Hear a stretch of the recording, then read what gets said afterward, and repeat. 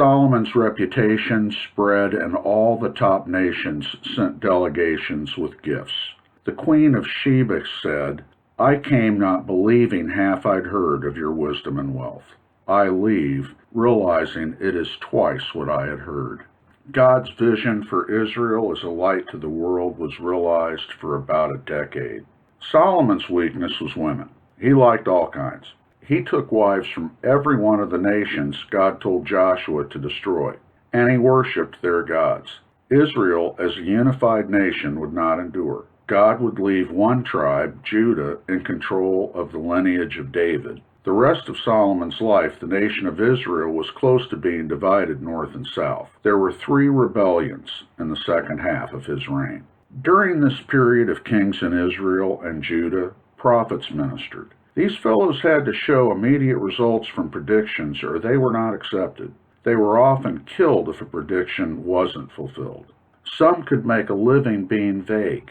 The writings of the most famous, best record of fulfilled words, made it into the Bible. They had much bad news for Israel and Judah. The prophets mostly looked forward to something most excellent. Jeroboam was a violent warrior, smart and well placed in Solomon's court. Ahijah, a prophet of good reputation, told Jeroboam he would become king of Israel, and Solomon's son would be king in Judah. Jeroboam fled to Egypt because being prophesied about in this manner made him a target for Solomon. God was upset that Solomon had left him and worshipped idols. God told Jeroboam that if he followed the Lord like David, God would bless him. When Solomon died, his son Rehoboam took over. All the people of Israel in the north came to him and asked for some tax relief. Rehoboam's response was a tax increase.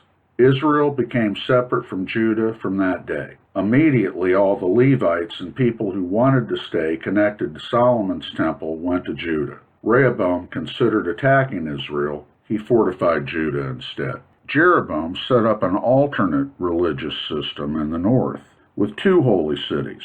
All very convenient, but it was stuff Jeroboam was thinking up himself. He didn't seek the Lord. God called a man from Judah to prophesy against the fake religion. Jeroboam ordered him seized, and immediately the king's hand froze in place. He asked the man of God to heal him, and the man of God did. Jeroboam offered a huge sum to the man, who refused per God's instruction, and left by a different path, not without incident. The legit prophet met a false prophet and died from listening to him.